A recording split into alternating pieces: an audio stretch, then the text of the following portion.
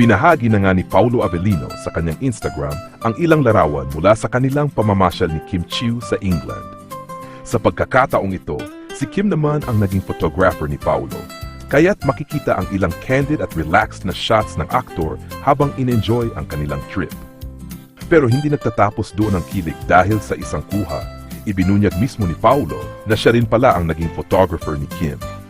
Sa pamamagitan ng isang larawan, kung saan malinaw na makikita ang anino ni Kimmy habang nagpipicture, ipinakita ni Paulo na silang dalawa talaga ang nag-exchange ng roles sa pagkuha ng litrato. Marami ang kinilig sa simpleng pagbabahagi nito ng aktor. Para sa mga tagahanga, ramdam nila ang natural at genuine na samahan ng dalawa, mula sa simpleng pamamasyal hanggang sa sweet na pagkuha ng mga litrato para sa isa't isa. Sa bawat post na ganito, mas lalong nasusudyapan ng publiko ang closeness at chemistry ni Kim at Paulo na hanggang ngayon ay patuloy na kinainlabangan ng kanilang mga supporters.